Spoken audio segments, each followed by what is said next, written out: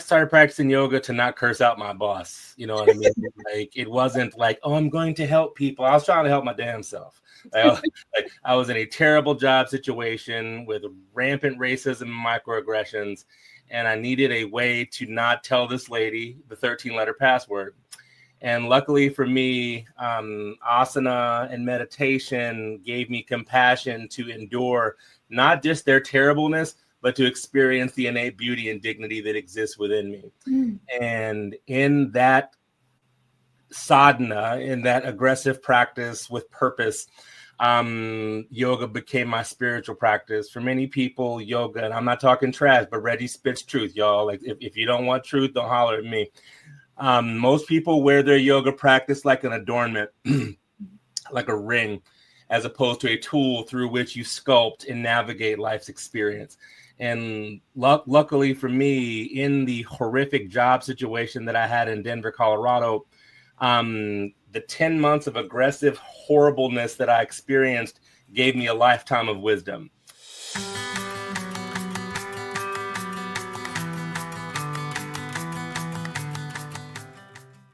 And we are fully live right now on Facebook, Instagram, and LinkedIn.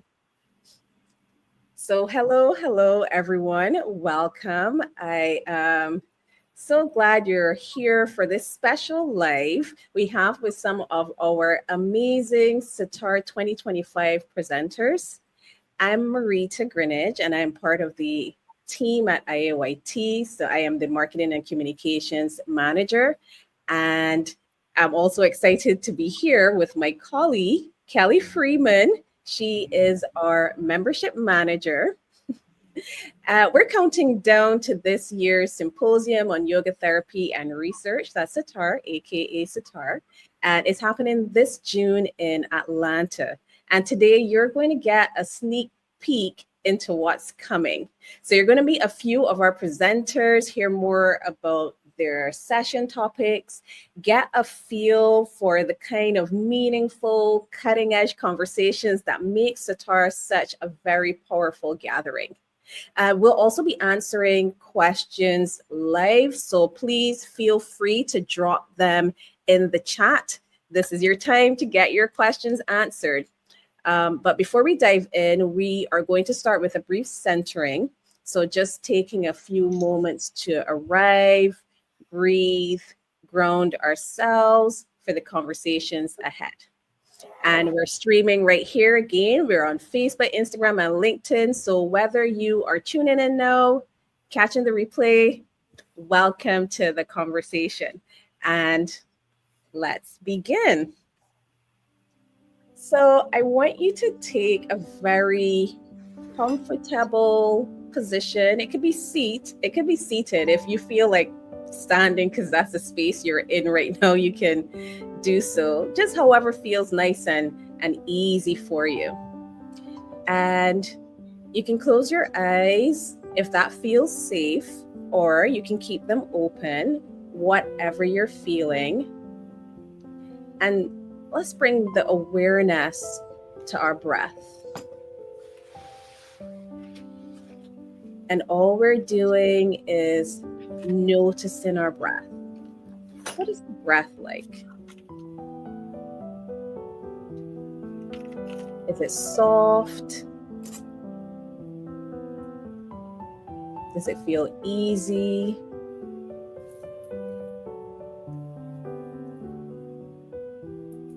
Just pay attention to our inhales and our exhales. Are your inhales longer than your exhales?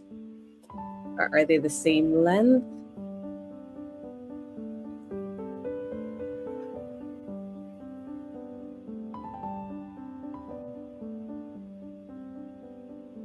Are you naturally feeling like you're breathing through? This is without me saying anything. Are you breathing through your nose, your nostrils, or is it through your mouth? Just note what's happening where you have naturally gone to.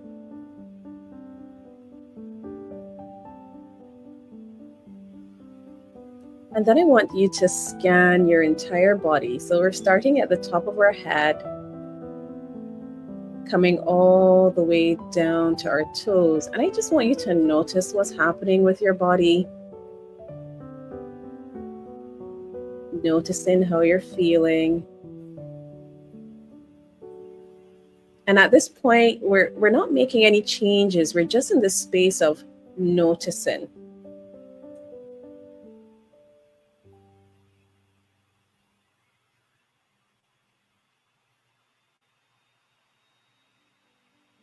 Let's take a little return to the breath, that awareness back to the breath.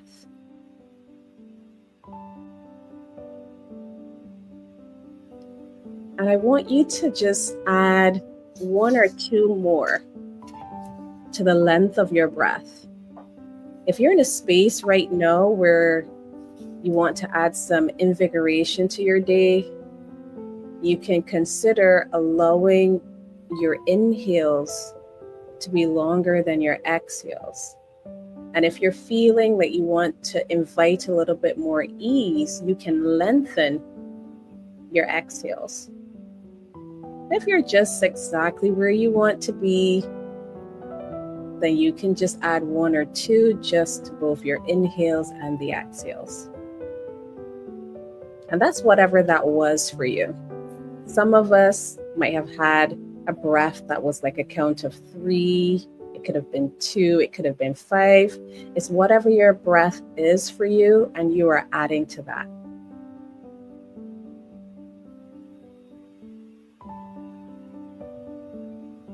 And then move through your body, noting what you would have felt before, and if anything needs a little bit of an adjustment or ease. You know, there are some places where we tend to hold a little bit of tension. So note the forehead and the jaw, the shoulders. Some of us sometimes are clenching our fingers, our hands, our toes. Sometimes we don't realize. And just invite some space into those areas, releasing all that tension.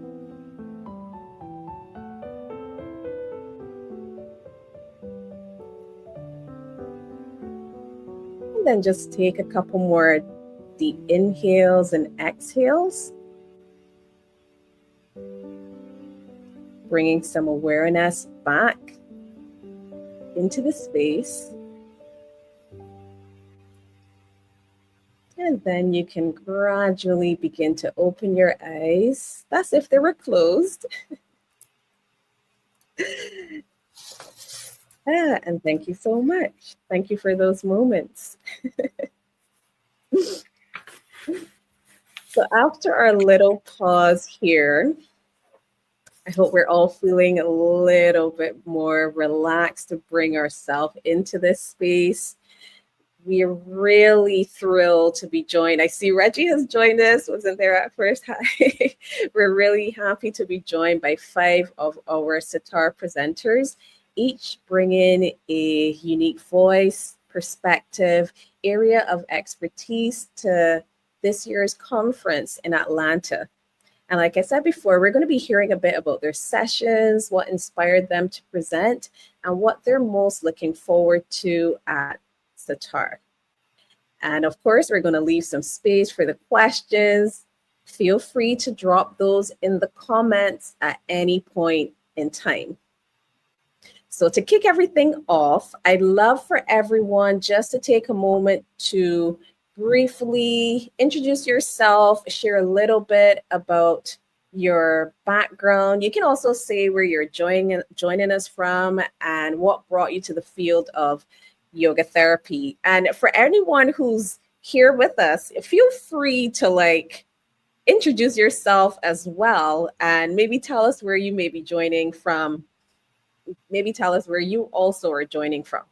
So let's start with Reggie. The floor is yours. Can you hear me? Yep. Yeah. Cool. Peace and blessing to all, contemporaneous and otherwise connected. Reggie Hubbard here, beaming in from the occupied territory of Washington, D.C.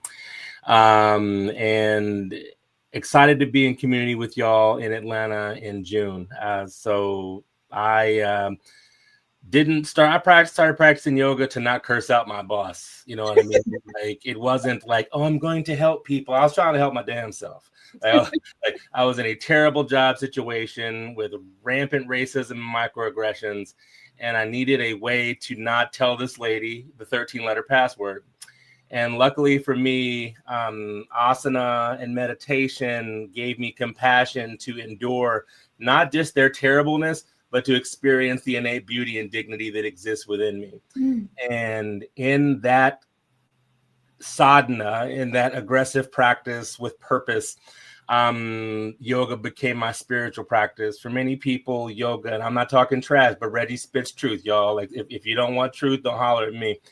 Most people wear their yoga practice like an adornment, like a ring, as opposed to a tool through which you sculpt and navigate life's experience. And luckily for me, in the horrific job situation that I had in Denver, Colorado, the 10 months of aggressive horribleness that I experienced gave me a lifetime of wisdom. And that lifetime of wisdom became my personal yoga practice, which became my yoga teaching practice. And most recently, I'll end here. On the 1st of April, I will be 1 year into a stroke recovery. On April 1st, 2024, I touched death's door through a parietal lobe stroke in the right part of my brain, impacting the motor function in my left leg. And while I'm not a certified yoga therapist like y'all, I use my yoga and meditation to heal from this ridiculously traumatic experience. I was paralyzed, y'all. In the past 12 months, I've been in a walker, in a wheelchair, and a cane, like had a walking stick, had orthotics. And mindfulness practice, focusing on what I could control and giving grace and allowing hard news to find a soft place to land, gave me the opportunity to see a miracle in a shitstorm. So it is that experience that has allowed me to consider not only talking about, but creating curriculum about what mindful recovery looks like, harnessing practice and reality to yield miracles in these days and times. Wow, thank you. Thank you for that, Reggie. As you were sharing, we often think it's the greatest growth tends to come through those periods of struggle. So you've gone through this, you've learned, and now you're sharing that wisdom just to help others, and that's amazing. Thank you. We are going to go to Naya next. Thanks so much, Marita and Kelly, for holding this space. It's really lovely to be here with so many awesome humans. We haven't met before, and I would venture there's some folks I don't know yet. I'm Naya. I use she, her pronouns, and I'm a settler on Dish with One Spoon land. It's the traditional home of the Mississaugas of the Credit. It is now known as Etobicoke in the province of Ontario, Canada. And I'm really grateful to be here on this land. I am a certified yoga therapist in the lineage of Krishnamacharya, and I'm also a narrative medicine facilitator trained by Karen Gold and Rona Bloom at the U of T School of Medicine. And yoga, Ayurveda, storytelling, they're all ancestral practices. We've been using them at my house for as long as I can remember. And I'm really lucky to be able to use these tools in corporate spaces to help leaders find their unique blueprints to beating burnout. I've like to joke that I burn out about once a decade, so I have lots of tools in my toolbox for that. And in my yoga therapy practice, I work primarily with folks who are experiencing menopause to map out sustainable ways through that journey so they can be the people that they want to be in the world. And I'm really excited to bring a lot of this stuff to my afternoon session at SYTAR. But thanks for having me. Thank you, Naya. I totally relate to that corporate burnout. Like, I'm trying to lengthen that period of time. Well, of course, I'm not in the corporate space anymore, but that's what really brought me heavily to yoga. So appreciate that. Appreciate you helping others in that space as well. We're going to move to Denver. That's so funny how I said that, like, because that's a place. Hello, my name is Denver Clark, and I'm down here in warm and sunny Bradenton, Florida today. My journey to become a yoga therapist started as the child of two dance teachers, growing up literally in front of a mirror. And then I became a performer. And then I realized that kind of rejection over and over and over in the performance industry was not for me. I found my way to yoga by a miracle at 20.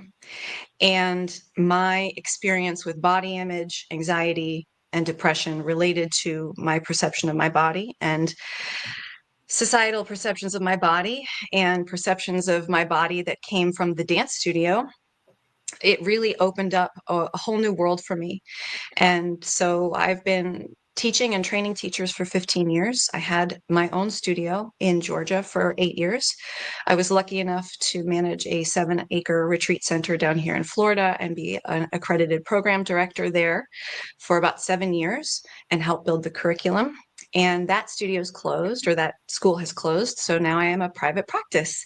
I'm a licensed massage therapist, certified yoga therapist. And so I put that together to really talk the language of the body and bring people through bodily awareness into Panchakosha connection.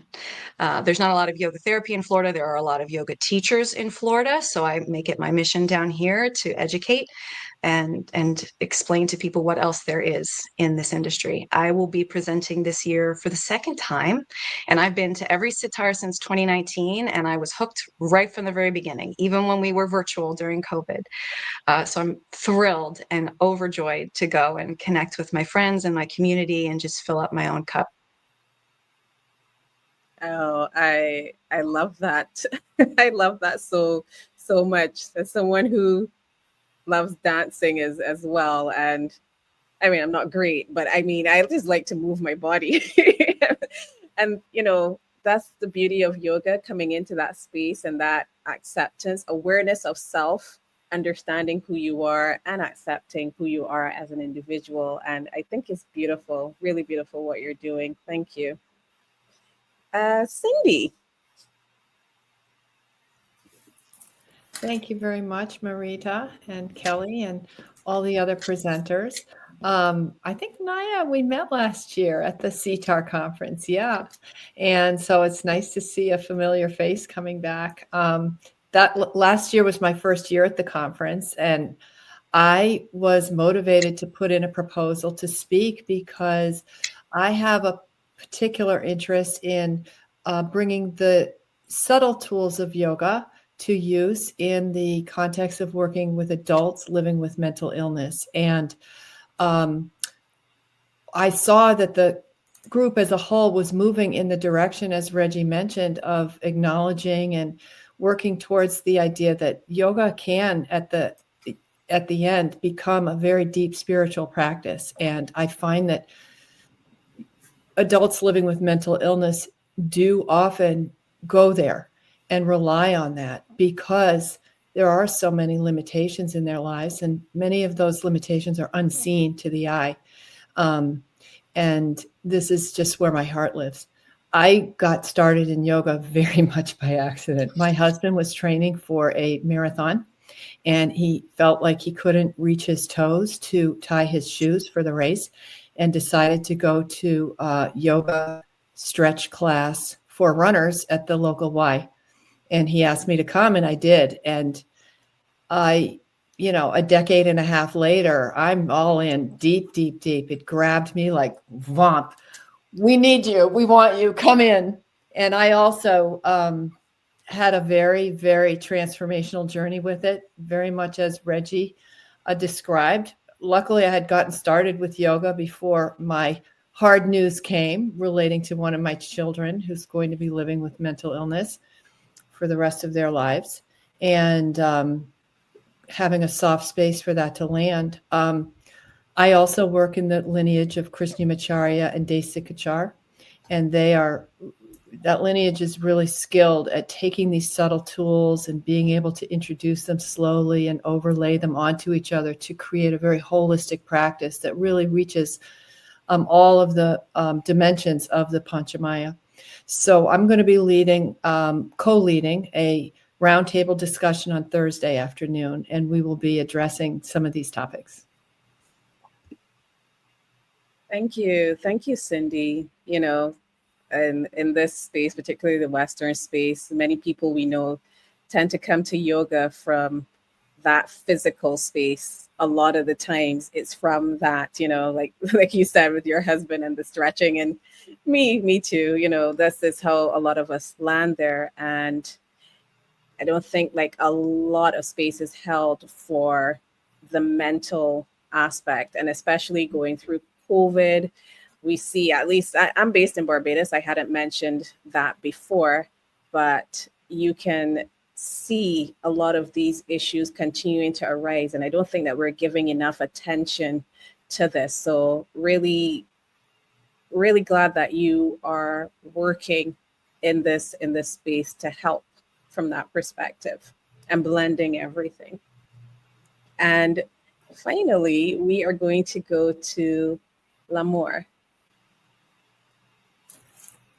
Well, I am LaMor Clements Carino, and I am a yoga therapist based in the Tampa Bay area of Florida, not too far from where Denver is. And she's right, there aren't many yoga therapists in Florida, but we do have a wonderful community, a very large community of yoga teachers here in Florida. I have been teaching yoga, teaching meditation, facilitating meditation sessions, training other teachers, and now practicing yoga therapy for probably the last 6 to 8 years. But for 18 years, I have been doing something that I love, that has helped me personally. And I think it's helped in small ways my community of people that I have had the fortune to cross paths with. I have had the opportunity to work with a variety of different health conditions from a yoga therapy perspective, some of them mental health related, cognitive impairment, some of them physical issues. I have worked quite a lot with people who are trying to recover from an injury or illness and return to a certain level of fitness. So we integrate lots of different modalities into that work. And then predominantly, I've been working for the last 10 years with breast cancer thrivers. I have been facilitating a support group in partnership with a local surgeon. So that's kind of in a nutshell, what I have been doing up to this point from a yoga therapy perspective. I'm also a Yoga Nidra certification coordinator with a yoga teacher training school, and I am also on their faculty for their accredited yoga therapy program, as well as I really love being a mentor in the program to people interested in yoga therapy, growing and grooming their skills, honing this craft of yoga therapy and going out and spreading it into the world as a wonderful healing modality. I've studied with lots of different lineages, one of which I was able to study with directly and spend a few months in India at various times. And as part of that, I was asked to be part of a panelist discussion at the 2018 Parliament of World Religions on self-knowing and the importance of self-knowing in interreligious harmony and world peace. And I thank SYTAR for the opportunity of presenting a morning practice at the Atlanta SYTAR. And the focus of that will be a passion of mine. Denver mentioned it, the Panchakosha model, and bringing it to life in the yoga therapy session. Thank you, LaMor, for giving us a bit about your background, and for everyone for telling telling a little bit more about yourself and hearing the diverse paths that brought each of you to yoga. It's really inspiring to learn a bit about you and what fuels your passions and what led you into your little areas of expertise. We're going to dive in a little bit deeper into what you'll be sharing at SYTAR to give more of a taste for people who might be interested in coming, or people who are registered and haven't chosen their sessions yet. So we're going to, again, go around and let it hear about a little bit more about what your session will be like for attendees, what they can look forward to experiencing during your presentation. And I am going to start with Denver because I know that your roundtable session deals with body image and acceptance. And that's something that, as you mentioned in your introduction, is also something as a woman with curves myself that has been definitely an area of work for me to learn to love that and love myself and how I perceive myself in my body. So Denver, do you want to share a little bit more about your round table? Yeah, I'm co-leading a roundtable on Thursday from 1 to 4 with Stefanie Jillian. And so we're opening the conversation around body image awareness and exploring perceptions, both our own and that of our clients, about what body image is and how it relates to our perceptions, our expectations, and our challenges in having a body. Every single person that we interact with as yoga therapists has one. And we internally or externally or both deal with aging, perceptions and ideals, illness, injury, the functioning of our body, what we think it should or should not be able to do, the aesthetic of our body, which is even just a small piece. A lot of people think body image is size, but it's really having a body that goes through changes. And every morning when we wake up, we have an entirely new set of cells. So as yoga therapists, we often meet with a client who's trying to get back to the experience that they had in their body prior to meeting us. Unfortunately, that's not the way that life works. The trajectory of our timeline only moves forward. So having a conversation delicately with our clients and ourselves about what is our relationship to the experience of having a body and all of the mess that comes with that, whether it's related to your size or your shape or the color of your skin or the gender you were assigned at birth or the illness or the injury or et cetera.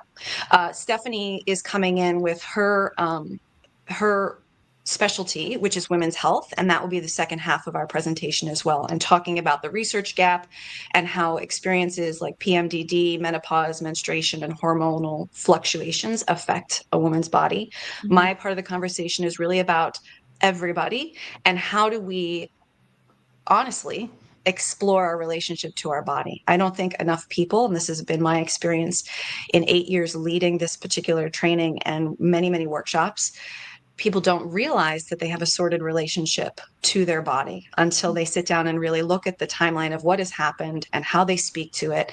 And so the goal is to really have a conversation about how can we address this and how can we open a line of communication between an individual and their physical being that is compassionate, where we can listen as much as we try to talk to our physical self. So we're going to do some experiential learning. We're going to have some discussions, and then we're going to learn a little bit about statistics. So. Awesome. Thank you, Denver. That sounds really interesting, and I'm really looking forward to that. I hope I have time to make it into that session. I am going to go next to Cindy. Can you tell us a little bit more about your offering during SYTAR? Yes, thank you. And Denver, I wish we weren't presenting at the same time because I would love to come to yours. It does sound really interesting, and I could really connect with everything you were saying. We'll just grab coffee. There you go. Yes, let's do that. What I also hope to offer, I plan to offer some experiences that will begin with the awareness of the breath as we began today, because that is the portal into the inner dimensions of the system. And we will also use some other tools such as Nyasa, self-touch, and visualization, affirmation, and some chanting of some mantra and some chants. And we will be layering all of these elements into a practice. And I will offer one that does focus on the energizing effects of the inhale and the relaxing and releasing effects of the exhale, and allowing people to have some experiences to understand. We will slide backwards into the philosophy. We'll dig into the Panchakosha model. We'll look at the bird models that are presented in the Taittiriya Upanishad, just to sort of help people drill down with a little bit more specificity about what each of the dimensions is and how to recognize in a client when one of those dimensions has an imbalance. And we will talk a little bit about what the philosophy says about each of these subtle elements and how they impact the system. My co-presenter is a really fantastic somatic psychotherapist who also has phenomenal training in yoga. And so he brings these subtle tools into his yoga, into his psychotherapy practice, and has a very integrative model related to grief and anxiety. So I think it's going to be a big learning experience. And yes, we will be focusing on mental illness and mental health. And these teachings are very transferable to any of the contexts that we're going to be talking about at SYTAR. Cindy, thank you. I just wanted to point out that Cindy is co-leading her roundtable with Antonio Sausis on mental health, supporting illness, grief, and wellness. And, since you mentioned not being able to make it to Denver's roundtable because she's presenting at the same time as you, we are recording the conference, and anyone who registers for the in-person conference will also have access to the online content. And if you don't go to the in-person conference, there will still be opportunities to purchase the recordings after. I'm going to go down, and we have Reggie is one of our 3 keynotes that we're going to be having at the conference. Reggie, do you want to tell us a little bit more about what you're going to be, your talk, and any takeaways that you hope people will bring away from your presentation? Yeah, for sure. Thanks, Kelly. The title of my keynote is Tethered to the Miraculous. And I use that because we live in an overly analytical society. Yeah. And in the 8-limb path of yoga, there is a part that requests that you surrender to the beyond. And in the course of my recovery journey, like when I was laid in a hospital with paralysis in my left leg and the inability to walk, logic wasn't helping me. Logic wasn't helping. And I remember as the stroke was manifesting in my body, God bless my girlfriend, because before we went to the hospital, I played this bowl. I was just like, she's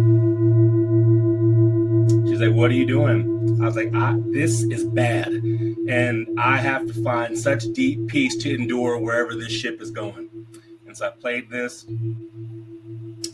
summoned the courage, got to the emergency room, and almost immediately from the stroke, the aftermath, and the recovery journey, I've been playing these bowls, and I've been practicing a level of mindfulness that I never knew was possible.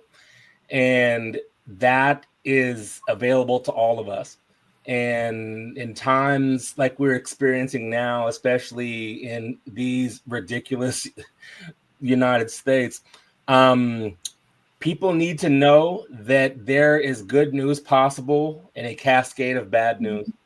Mm-hmm. People need to know, especially through yoga and meditation, that while your present circumstance may not be to your liking, you are connected to the thing that puts the planets in order. Mm-hmm. You are connected to the thing that changes the seasons.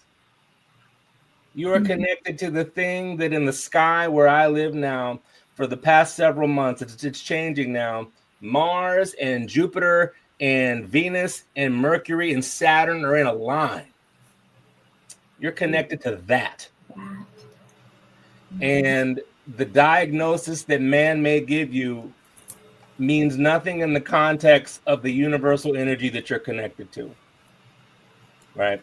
So it will be part story. I'll be taking questions, and I'll also be playing sound, because the best gift I can give anyone is a reminder that your nervous system is sacred. We talk a lot about the body. We talk a lot about our muscles. But as a stroke survivor, I'm here to tell you, if you don't have juice in the system, it doesn't matter what your body looks like. Right? So I learned that the hard way. I'm a big, strong guy. When the circuit blew in my head, it didn't matter how strong I was, because I didn't have juice. So being tethered to the miraculous, practicing the surrender of this is what is, this is what I hope for, again and again and again, has taken me from a diagnosis where it really wasn't certain how my progress would be to the miracle that you have before you now. Thank you, Reggie. I just love the sound. As the minute you played that bowl, it washed over me, even not being in the same room as you. And it is so powerful. And we really do hope that you can bring some of your bowls to grace us at the conference. I'll bring a few. I'm definitely not going to bring all of these. Oh, of course. I'll bring like 6. 6 is good. 6 is a good place. LaMor, you are one of our morning practice presenters. Yes. We do have movement sessions, movement and meditation in the morning. We will be having an afternoon session. We listened to your feedback and you wanted a little more movement and practice in the afternoon. So there'll be a room for self-practice and also a guided practice offered in the afternoon. But LaMor, you're going to be presenting your Panchakosha. Do you want to tell us a little bit more about what can be expected, or what you hope that your students will take away at the end of that practice? Yes. Why would you want to get up so early on a Saturday morning, a perfectly good Saturday morning, and come to a practice at 7 a.m.? So what I will be doing is providing a practice that simulates what a typical yoga therapy session might be, 50 minutes to 60 minutes. And we'll be practicing asana with a focus on a couple of koshas, and talking about the selection of poses and how a pose can speak through the body to a particular essence of a specific kosha. We'll be practicing pranayama, again, specific to a kosha, and talking about why we chose that particular pranayama and how it speaks to the essence of a particular kosha. We know all pranayama speaks to all koshas, right? And all mantras can speak to all koshas, but picking and choosing, right? So that at the end of a practice or at the end of a yoga therapy session, we've played with lots of different modalities and tapped into the essence of all 5 koshas. We'll be playing with some non-yoga activities for self-inquiry, kind of layering one on the other, and then ending with a meditation. We will be able to practice on the mat, but I will be encouraging everyone to practice using a chair that morning. But again, mat is an option. And then I will be sending everyone home with the supplies and tools needed for a little homework project, speaking to the koshas that you can enjoy and then share with someone else. So my intent with this morning practice is to give us just a nice way to wake up in the morning and experience all 5 koshas for ourselves.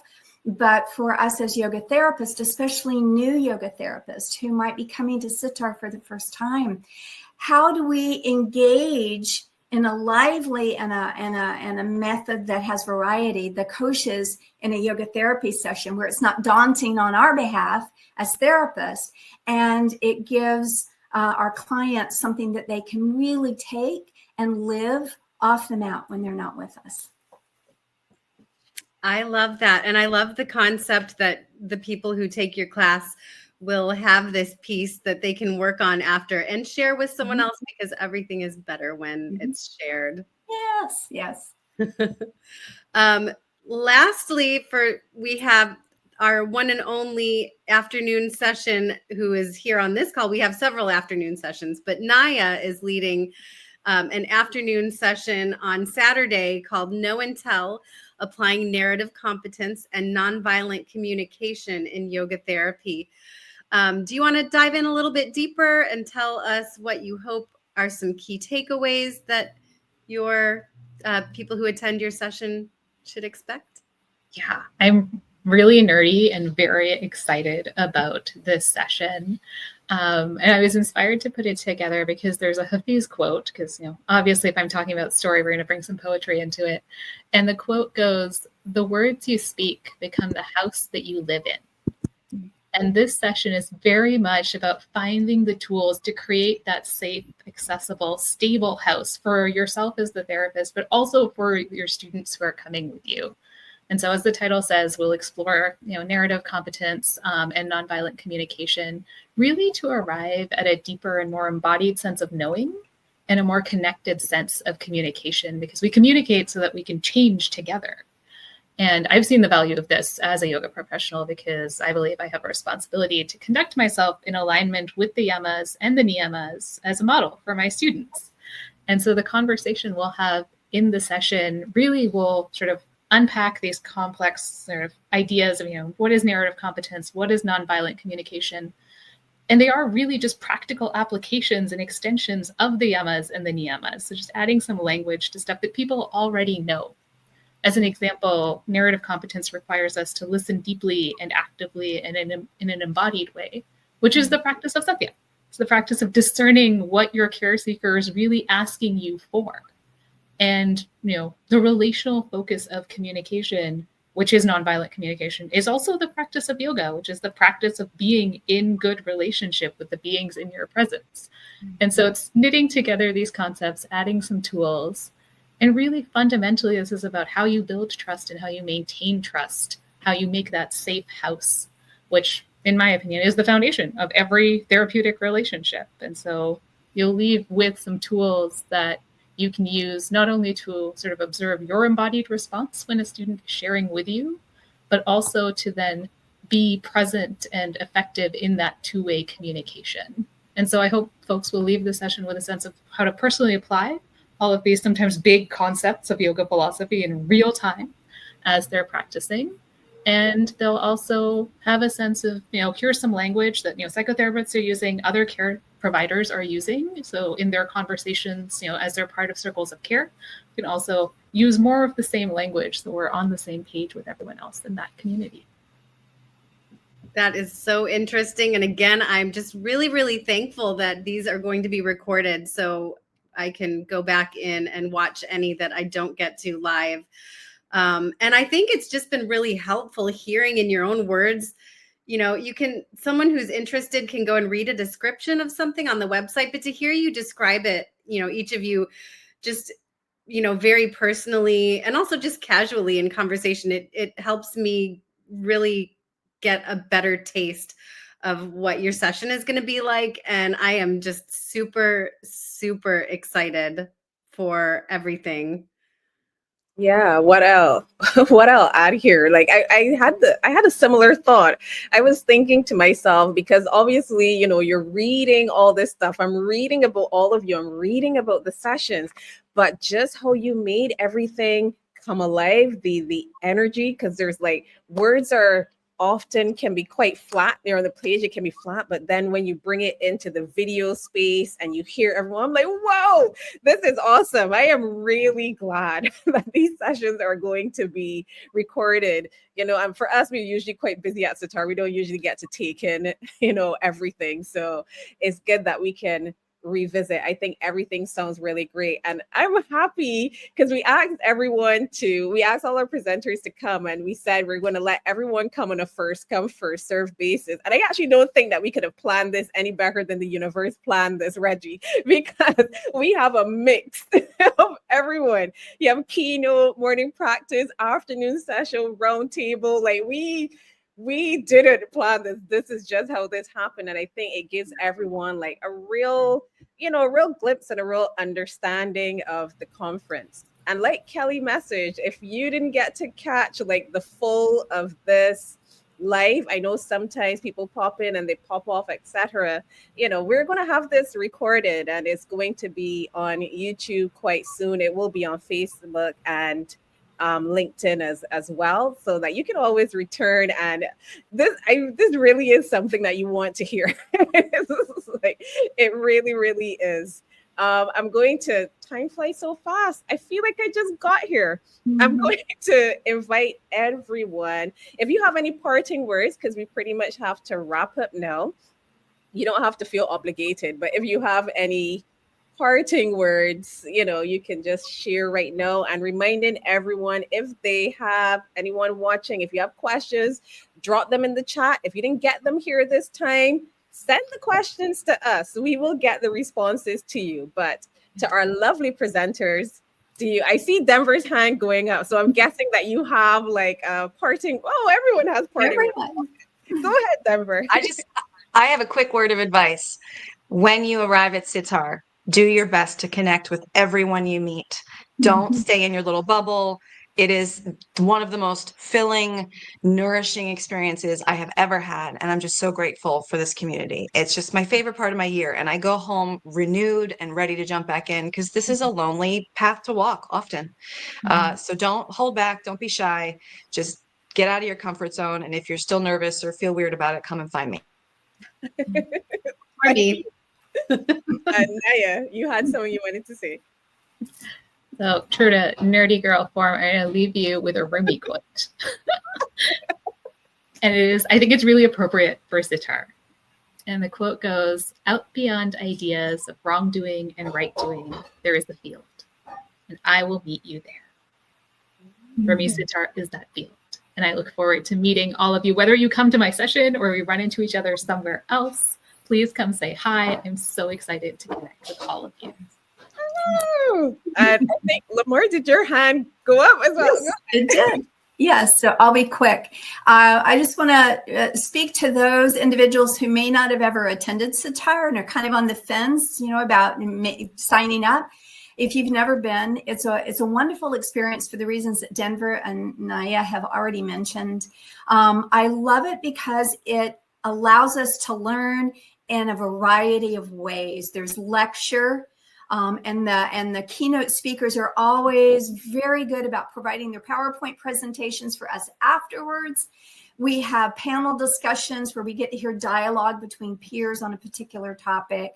We have morning practices where we can somatically learn something new. And then we have lots of opportunity to connect and discuss and chat and have coffee and share new books that we have with one another and ideas. So it's a wonderful venue for learning. And to Denver's point, it's a wonderful place to feed yourself, because in this profession, we give so much. And so it's a really nice way to refuel and recharge. Oh my gosh, that is so true. And Reggie, did you have anything you wanted to? Yeah, I think I'd be remiss if I didn't mention that SYTAR is happening during Juneteenth celebration, right? So part of the reason that I said yes is because it's Juneteenth in Atlanta. And the only way it could be blacker is if it was in Houston, right? So in an era when people who look like me are being willfully erased, like in an era when people are being demonized for speaking the truth about diversity, neurodivergence, body types, all of these different things, it is especially important for those of us who supposedly practice light and truth to stand up in the darkness for what's right. So like, it is my honor to be and if you know nothing about me, like I said, I speak truth. And like, to be a Black man, like in Atlanta, sharing my practice in its full expression without apology, is the spirit not only of Juneteenth, but of liberation, which is what these spiritual practice augur and talk about. So I also, because I teased y'all with sound, like I'm going to offer sound in Atlanta. And I'd like to play this bowl 3 times to sound us out if y'all are cool with that. Yeah. Okay. Yes, please. All right. Well, assume a posture that is supported by your energy. Relax the shoulders, maybe even gesturing the shoulders back and down to counteract the convex posture of our addiction to technology. Allow the eyes to soften again to normalize the senses from the addiction to sight.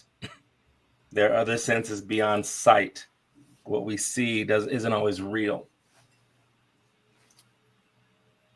And allow yourself to feel the ground as a sense of support, not something you walk on and extract from. The ground is supporting you. And in this season of spring, from that supportive ground, new blossoms manifest. So it is my hope that these 3 tolls of this bell allow for a settling, a blossoming, and an unleashing of the truth that is your beautiful heart in these cruel and callous times.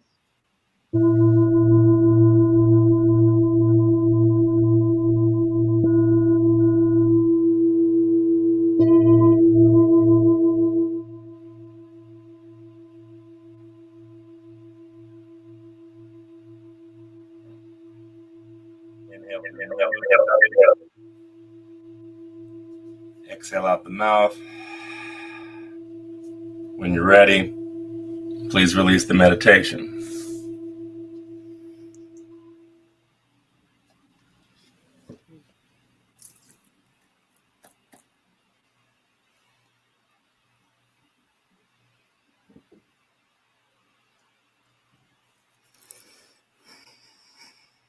That was amazing. Absolutely. I literally felt that wash over my body. And that's what I wanted, to also have some space and stillness.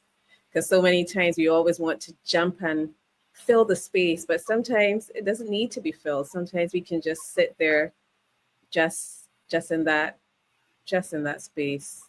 Blessings to all of you. Kelly, I'll turn it over to you. Thank you, Marita. And thank you, Reggie, for that feeling of peace that you gave all of us. I want to thank all of you again for being here today, presenters, and all of you watching, and all of the presenters who are not here but will be at SYTAR in June. We're going to be featuring a few more on our future social media live sessions. We hope we have given you a good taste of some of what's to come in June in Atlanta, whether you're a yoga therapist or a yoga teacher, or someone who's just passionate about whole person healing. SYTAR is a great space for learning, connection with like-minded community, meaningful conversations in the yoga space. If you haven't registered yet, you can share this live with your community to help spread the word. And you can register at